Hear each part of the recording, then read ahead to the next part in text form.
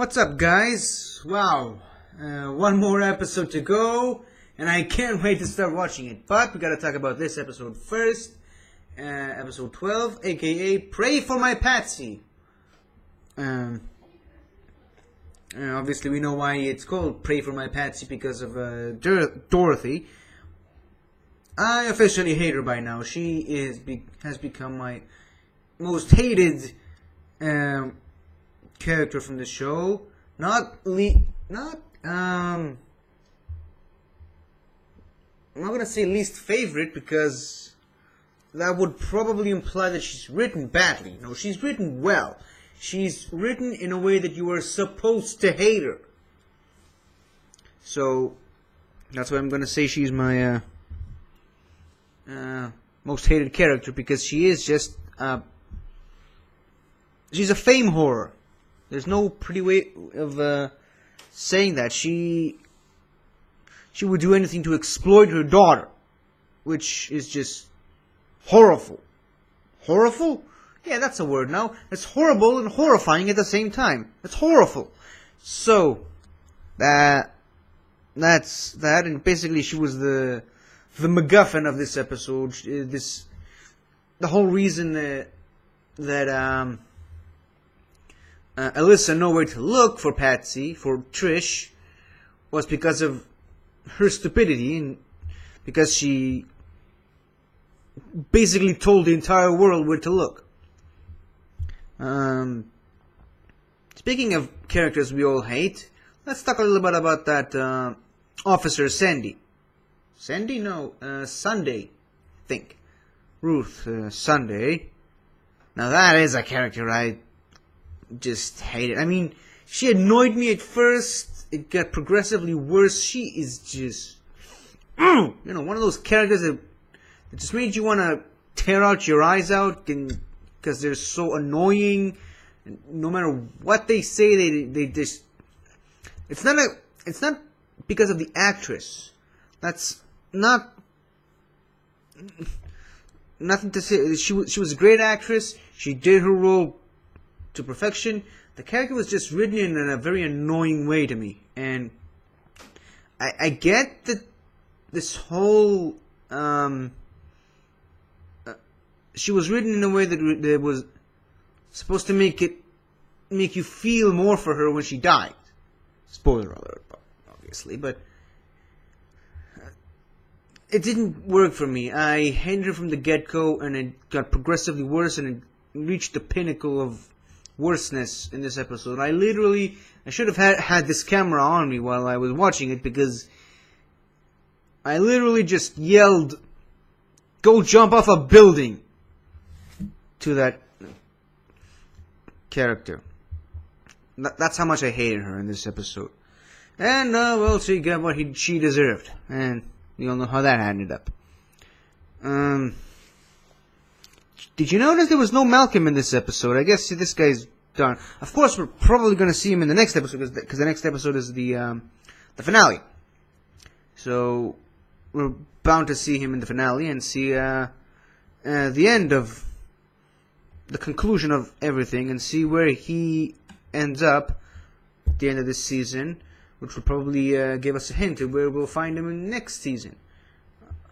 I'm predicting we're probably going to see something similar to the Foggy Nelson character, who at the second season of Daredevil decided to quit Nelson and Murdoch, and decided to just join Hogarth's law firm. And I think he's going to open up his own PI service, or whatever you call a PI, private investigation thing. So it seems like the logical thing for him to do. I'm worried about Trish, though.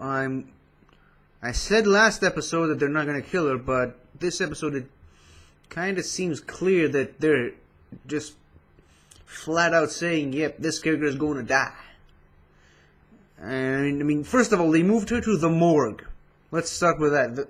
The second I saw the word morgue on the plaque on the wall, I was like, whoops. But Of course, turns out they only moved her there because that was the most secure place in the entire hospital. And it was nice seeing that the guy from the morgue, Maury, I think. He's kind of became my most favorite, minor character in this season. I like this guy. But when Trish started talking again, I jumped out of my couch again, because I thought she was just gonna stay in her coma right up until the next episode. Apparently, that's not the case anymore. But I'm really worried that they're gonna waste this character and just kill her at the next episode. I hope they don't, but well, it already happened in their eyes, so there's nothing I can do about it. So, it's nice to see that Hogarth is finally getting her revenge, and we're getting to see just how dirty this character is. And isn't it nice that they found a way to put Turk Barrett in this season? Because Turk Barrett is always the guy that shows up in these Netflix shows to get his ass kicked. I mean, he showed up in Daredevil. That's where he first appeared. I don't think he appeared in season 2 of Jessica Jones, but yeah, he got his ass handed to him in Luke Cage. Of course, I believe he also appeared in Iron Fist. Of course, he showed up for his traditional butt whooping in Punisher. That was nice, but I gotta admit, I was not expecting to see him in Jessica Jones in any way. So that's interesting. And of course, he's making deals with Hogarth, and he says, I might need you one day, or something like that. So that kind of gives me specifically a hint that there might be a chance that we will see Hogarth making out of this season alive eventually, and we're gonna see her again on maybe another season of Iron Fist or another season of Daredevil. Maybe Luke Cage could have her as a cameo. I don't know. Also, speaking of cameos, still 12 episodes in and no sign of Rosario Dawson's character. Oh shit, what's her name? I can't believe I'm brain freezing on her name. The night nurse. Claire Temple! Yeah, that's it. Claire Temple. Wow, I really had to go deep into the vault of knowledge to pull that one out. Still no sign of her, but never mind. Go back to what Hogarth was doing. I loved what she was doing in this episode. And she was going from pawn shop to pawn shop looking for information about those two bastards that robbed her and conned her. And we get to see the full story of those characters. And those characters basically came to an end in this episode, which I think is about time. It was a very nice manipulation by Hogarth. Even though she basically lied through her teeth, you basically it's the little things that make people turn on each other, You just plant a seed of doubt in their mind and just sit back and watch it sprout and blossom into a wonderful tree of betrayal. That's